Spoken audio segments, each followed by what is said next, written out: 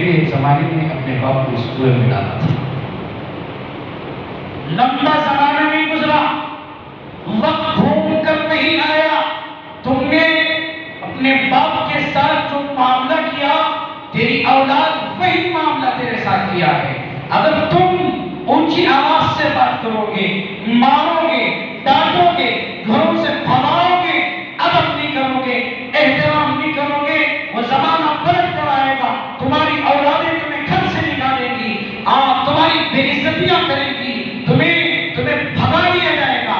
یہی نسلیں تمہارے کام نہیں آئے گی.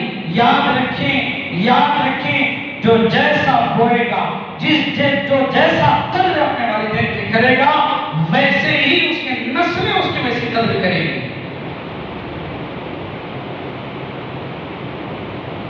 وہی جنت ہے. الجنت تحت اقدام الامہات. اللہ نے ماں کے قدموں کے نیچے جنت رکھا ہے. جو جیسا خدمت کرے گا ویسا جنت پائے گا. اور باپ کو کہا جنت کا دروازہ ہے، اگر اس دروازے کو کھولو گے نا، پرمیشن بھی ملے گی جنت میں انٹری ہونے کی. کہاں جائیں گے؟ دوسری طرف جہنم کا دروازہ کھلا رہے گا، وہاں پھینک دیا جائے گا. تو بہرحال کیا حضرت اسماعیل کی تربیت ہوگی. اور میں والدین سے بھی کہنا چاہتا ہوں، تو ابھی چھوٹے چھوٹے بچے رہتے نا، ان کو چھوڑ ڈالتی کیا بچائیں انہیں بچہ کو پھر کو کر جانا. اب ہمارے بچے بات سن رہے ہیں، نافرمانی کرتی، بولے سب سنتے ہی. بھائی جب وقت تھا تو کیوں صحیح نہیں کیے، تربیت کا کیوں نہیں کیے؟ جب بگڑ گیا، جب خراب ہو گیا، جب فرمانبرداری کا وقت تھا اس کو سکھائیں گے. اس زمانے میں آیا، اب تم شکایت کر رہے ہو، دنیا والوں سے کہہ رہے ہو کہ نافرمان ہو گیا ہے، بات نہیں مانتا، باہر ہٹا دیتا ہے، ڈر رکھا ہے، ڈراتا ہے. یہ سب تمہارے کرتوتوں کا نتیجہ ہے. اگر تم اس کا خیال بچپن میں رکھتے تھے، خدا کی قسم موت تک تمہارا خیال رکھے گا.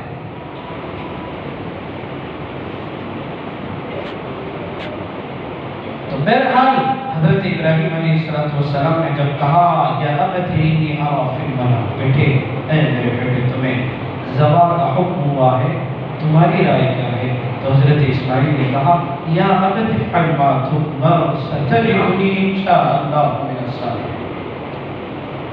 اے ابو جان اس کام کو کر دو جس کا اللہ نے حکم دیا ہے، جس کا رب نے حکم دے دیا، اس کام کو کر دیجیے.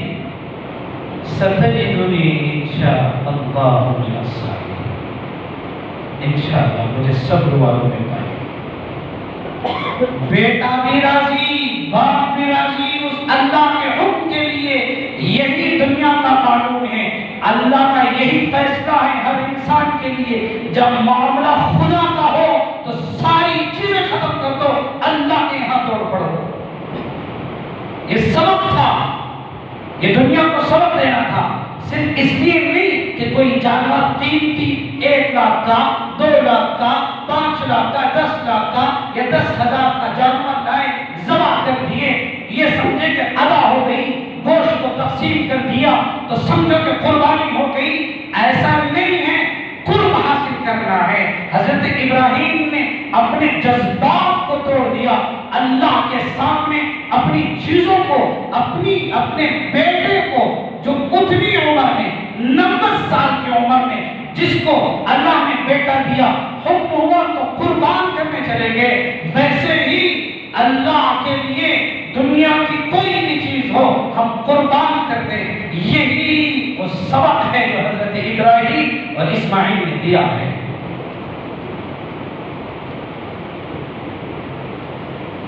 حضرت اسماعیل علیہ السلام واقعی کیا تربیت ہوگی باپ کی. کہا کہ ابا جان مجھے ذبح کر دو، اور ذبح کرنے کے بعد میری امی سے مت کہنا اور مجھے یہی دفن کر دینا.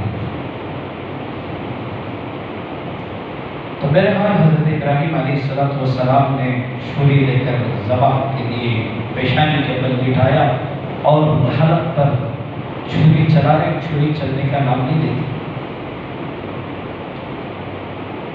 پھر حضرت اسماعیل نے کہا کہ ابا جان کہیں ایسا نہ ہو کہ مجھے کٹتا ہوا تڑپتا ہوا دیکھ کر میری محبت نہ آ جائے، اللہ کا حکم نہ ٹوٹ جائے، آپ اپنے آنکھوں پر پٹی ڈال دیجیے۔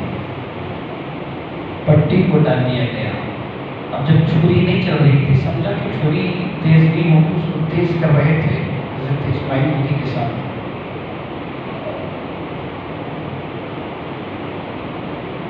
کیا زمانہ ہوگا، کیا محبت ہوگی نبیوں کی۔ تو بہرحال حضرت اسماعیل علیہ السلام کو پھر بٹایا، پھر چلانے لگے۔ حضرت ابراہیم نے کہا کہ اے چھری تو کیوں نہیں چل رہی ہے؟ اس چھری کو پتھر کو مارا تو پتھر ٹوٹ گئے، لکڑی کو مارا تو لکڑی کٹ گئی۔ اب پوچھ رہے کہ تیرا کام نہیں چل رہا تو کیوں نہیں چلتی؟ تو اللہ نے چھری کو زبان دی، کہا کہ اے ابراہیم، جس رب نے آپ کو کہا تھا کہ ابراہیم کو نقصان نہیں پہنچانا، وہی رب نے کہا کہ دیکھ تیرا کام ہے کاٹنا، تیرا کام ہے نقصان کرنا، لیکن آج تو اسماعیل کے حلق پر نہیں چلے گی۔ پھر حضرت ابراہیم نے اور کس کر جب حضرت اسماعیل کے گلے میں چھری چلایا تو اتنے میں حضرت ابراہیم نے جنت سے دمبا لائے، اسماعیل کو اٹھا لیا، دمبے کو ذبح کر دیا۔ جب چھری چلی، جب خون نکلا تو حضرت ابراہیم نے سمجھا کہ اللہ کا حکم پورا ہو گیا ہے۔ کہاں تک امتحان ہے انبیاء کا، کتنا بڑا امتحان ہے حضرت ابراہیم کا، اسماعیل کا۔ جب آنکھوں سے کپڑا نکالا تو دیکھا کہ وہاں پر جانور ہے، بیٹا نہیں ہے، بیٹا کھڑے ہوئے مسکرا رہا ہے۔ تو اللہ اکبر استغفار پڑھتے ہوئے سجدے میں چلی گئے۔ ابھی خوف ہے کہیں اللہ کا حکم نہ ٹوٹ گیا ہو، جو عمل اللہ نے دیا تھا وہ عمل اس سے چھوٹ گیا تو فوراً سجدے میں گر گئے۔ ایسا نہیں کیا کہ اپنے بیٹے کو گلے میں لگایا ہوگا۔ آج ہم بھی محبت کرتے اپنے اولادوں سے، تھوڑا سا بھی اخراج آ جاتا ہے، گر جاتے ہیں، سینے سے لپٹ لیتے ہیں، کیا ہوگا، کدھر ہوگا، بیمار ہو گئے، باپ کی نیند نہیں آتی، ماں نہیں سو پاتی۔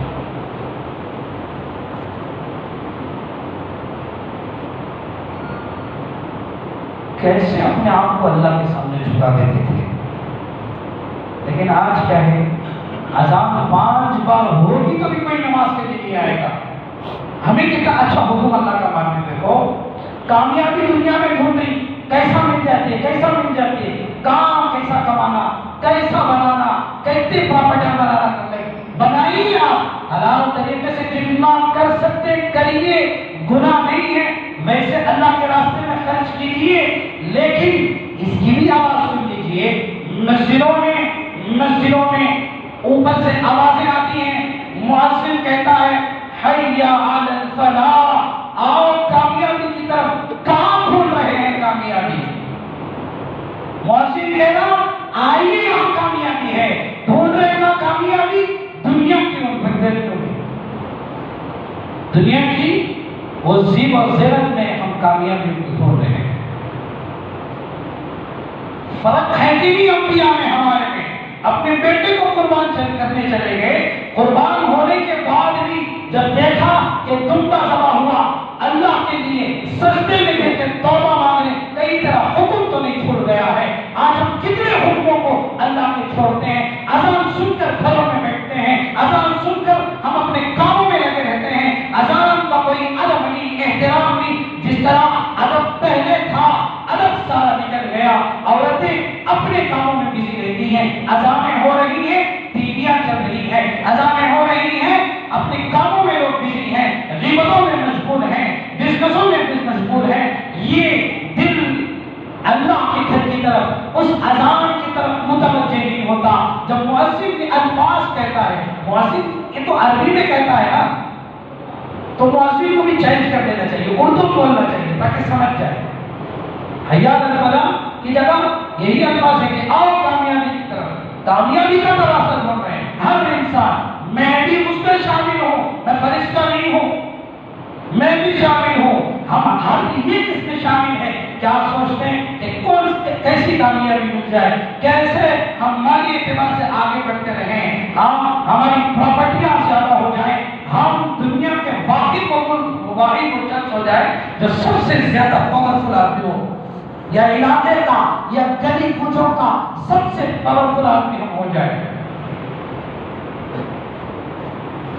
اللہ نے تو حکم دے دیا ہے کہ آپ جتنا کرو کرو، لیکن کہنا یہ چاہتا ہوں کہ انبیاء تو اللہ کے حکم کی اتنی اتباع کرتے تھے، ہم صرف 10 منٹ نماز کے لیے وقت نہیں نکالتے، دنیا میں کام کے لیے۔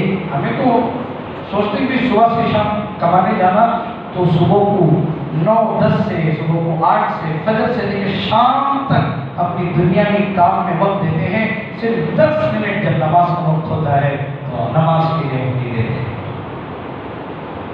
تو بہرحال بزرگوں، نوجوانوں، بھائیوں، یہ بڑا قیمتی لمحہ ہے، بڑے قیمتی ایام ہیں۔ کل مغرب تک قربانی کا وقت ہے، جو حضرات ابھی تک جانوروں کی قربانی نہیں کیے ہیں